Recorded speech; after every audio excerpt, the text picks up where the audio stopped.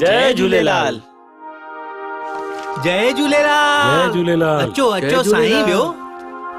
जय झूलेलाल। जय झूलेलाल। साईं जय झूलेलाल। जय झूलेलाल। जय झूलेलाल।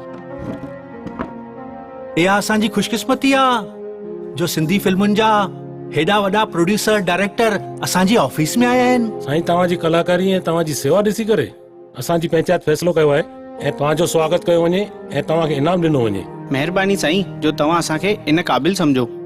असां हिते हिकु ॿिए कम सां आया आहियूं। हा हा हुकुम कयो।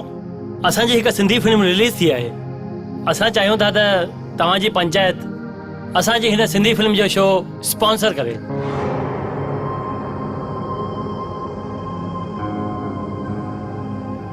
हाँ हाँ छो न, पर छा आहे असांजो जेको मेन माण्हू आहे न ॿाहिरि वियल आहे, उहे अहिड़ा प्रोग्राम स्पॉन्सर कंदो आहे। उहे जीअं ॿाहिरां अचे तव्हांखे इन्फॉर्म कंदासीं। जॾहिं तव्हां असांखे पंहिंजे फिल्म में रोल नथा ॾियो त असां तव्हांजे फिल्म जो शो स्पॉन्सर छो कयूं? तव्हां असांखे फिल्म जो स्पॉन्सर शो तॾहिं ॾींदो जॾहिं असां तव्हांखे रोल ॾियूं। असां रोल उन्हनि खे ॾींदा आहियूं जेके कलाकार हुजनि। तव्हां कलाकार आहियो छा?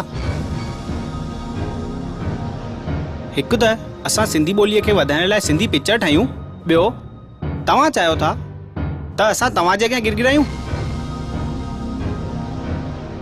रुगो तव्हांखे वॾा वॾा पद खपनि पर कम कुझु न करणो।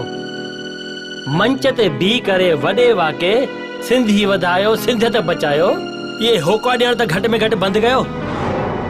अरे हड़ू भड़ू पंहिंजी माउ सां विश्वासघात त न कयो। कलाकारनि जो सम्मान करण लाइ वॾियूं वॾियूं ॻाल्हियूं था कयो ऐं सिंधी फिल्म जो हिकु शो स्पॉन्सर करण लाइ केॾा बहाना था ठाहियो।